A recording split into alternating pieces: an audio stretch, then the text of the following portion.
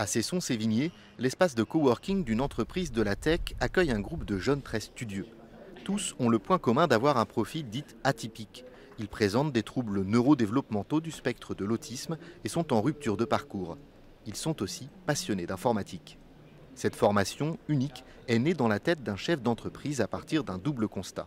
Cette idée est toute simple, c'est à la fois le père de famille que je suis qui était confronté à une problématique, que faire de son enfant autiste après la troisième, et la problématique du chef d'entreprise qui cherche à recruter des profils qui n'ont pas fait de grandes écoles, mais dont on a besoin pour faire du test logiciel ou pour administrer des réseaux.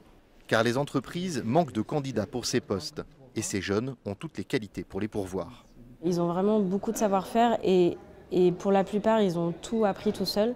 Et le but, en fait, c'est qu'ils puissent mettre ça en pratique, qu'ils puissent se rendre compte qu'ils savent faire quelque chose et que ce serait dommage de le garder pour soi dans sa chambre et de ne pas le partager, etc.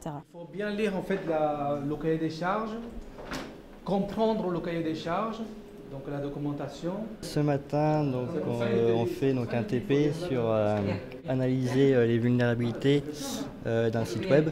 Cela me rassure de faire de l'informatique, de l'administration réseau.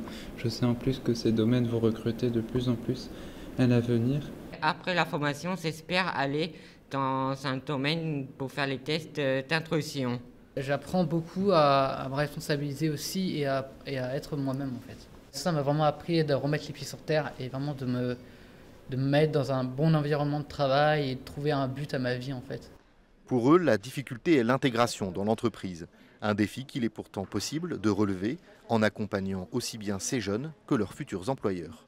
Notre but, c'est pas de les rendre hyper sociables ou hyper communicants, mais c'est de les aider à pouvoir expliquer pourquoi là, ils sont en difficulté et de trouver des stratégies en fait. C'est aussi important que les jeunes voient ce qu'est une entreprise, on démystifie l'entreprise. Et deuxièmement, pour les salariés, ça permet de voir qu'il existe des gens différents, ça permet de les sensibiliser à la problématique du handicap parce qu'une bonne insertion de ces profils-là en entreprise ne vient pas seulement de ces profils, vient aussi des gens, des encadrants.